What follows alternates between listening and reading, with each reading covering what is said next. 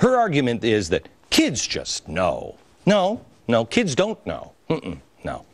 Instead, they're vulnerable, innocent vessels to fill up with governmental climate change messages that is being force-fed to them. How is this not government propaganda? How is this not outrageous to every American Republican, Democrat, and Independent? Included in their wonderful message is the hardcore, factual, no-spin link between the environment and racism. Yes, environmental justice. When we think about environmental protection, there was a time when my father, living in the South, would have been forced to drink unsafe water out of different pipes and different fountains because of his race. And we also need to make clear that environmentalism goes hand in hand with traditional civil rights and social justice issues. Now's the time for us to broaden the conversation about the environment, to expand the tent of our coalition. That is so fantastic. Every parent and everyone who ever had to fight for real civil rights should band together peacefully to resist this insidious new direction our government is taking. To use the plight of the poor, to use minorities to sell discredited global warming hoaxes is despicable. To add racism to it defies any kind of logic or decency. America, this is a full frontal assault on your sensibilities, an insult to our intelligence. It's time to stand up and say enough is enough. Enough is enough. Leave our children alone. Back in a minute. All right, we started telling you about Cass Sunstein last night, our regulatory czar. I've called him the most dangerous man in America because Sunstein's job is to figure out how to make people do what the government wants them to do, but in a stealth sort of way. He's a good candidate for a job like that. We told you about the paper he wrote way back in 2008 when he pondered how to make people stop believing in what he calls conspiracy theories. But conspiracy theories sound an awful lot like disagreement with the government. You know what I mean? Let's look at his cures here. May we? Here is his cure. 1, ban conspiracy theories. The government should ban them.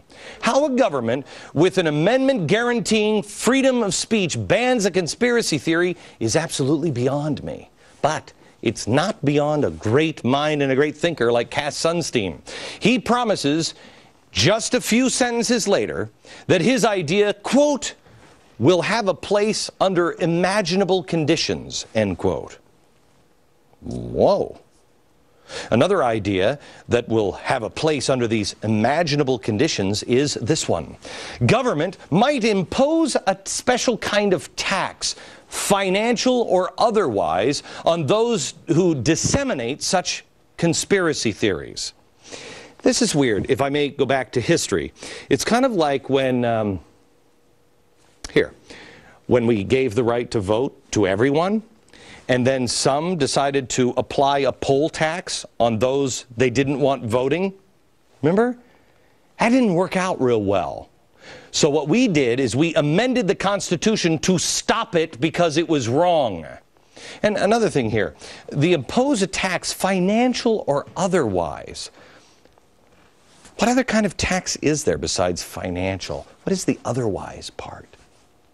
Don't worry, Cass Sunstein's got it all worked out. And by the way, he doesn't advocate either of those ideas being implemented right now. No. What he thinks the government should be doing right now is very, very simple. Our main policy claim here is that the government should engage in cognitive infiltration of the groups. He's talking about Americans. Coming in and infiltrating the groups that produce conspiracy theories. Yeah. Conspiracy theories equal anti-government speech. That's what it is. Government might itself engage in counterspeech. That's the next one. They might engage in counterspeech, marshaling arguments to discredit conspiracy theories. Really? That sounds an awful lot like all the websites that Barack Obama has started. Remember the campaign? End the smears. And now whitehouse.gov, reality check. More of Sunstein's ideas and how they're being enacted right now. Next.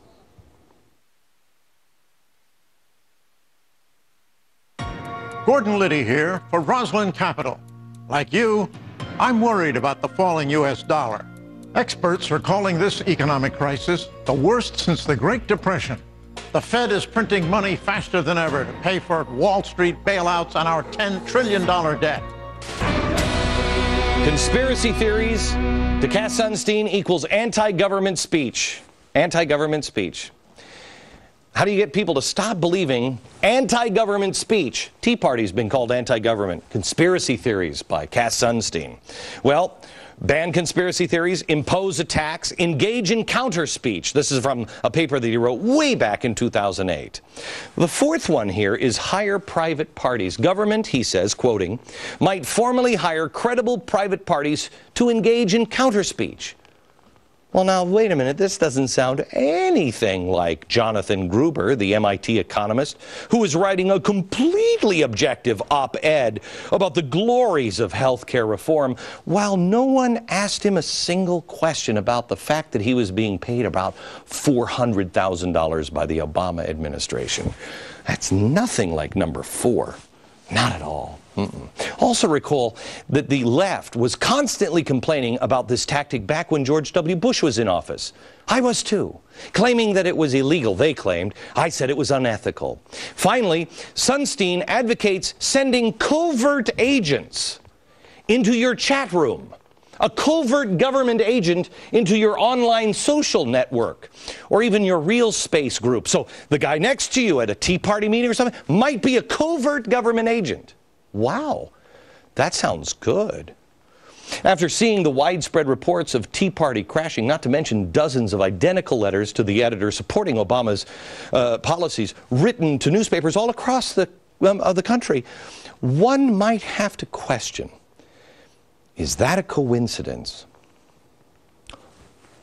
Is that a conspiracy theory? Sunstein himself admits that some of these conspiracies have been proven true, such as Watergate. But don't worry, he recommends, and I quote, as a general rule, true accounts should not be undermined. Oh, as a general rule, the truth shouldn't be? I'd like to make that a blanket. That's just wonderful. We tell you all the time, it's not about right and left. It's about right and wrong. Big government, small government. Small government. Because if your government isn't big, they don't have the power to do things like sending in covert agents. Let me talk directly to Democrats just for a second. If you're a Democrat, please ask yourself this question. Sunstein right now is targeting those who don't agree with global warming, because he says it's a conspiracy. It's a conspiracy theorist that doesn't believe, flat earther. In the paper, he specifically targets a sitting senator, James Inhofe. Now, that might be wonderful to you, but another conspiracy theory he targets is the idea that AIDS was created by the government. Now, think about what that means, because if Cass Sunstein's idea were implemented, and then George Bush followed this president, it's very possible that a target of infiltration would have been Jeremiah Wright's church. Therefore, it would have been possible that the man sitting next to Barack Obama in the pew every Sunday would have been an undercover federal agent working on behalf of George W. Bush. How do you think you would have reacted the day that was splashed on the front page of the New York Times? Do you have that reaction, the outrage? Is that the feeling that you have right now? If it's not, you have to ask, why are you reacting differently today? Back in a minute. Gandhi said, use truth as your anvil, nonviolence as your hammer, and anything that doesn't stand the test, when it is brought to the anvil of truth and hammered with nonviolence, reject it. Live it. From New York.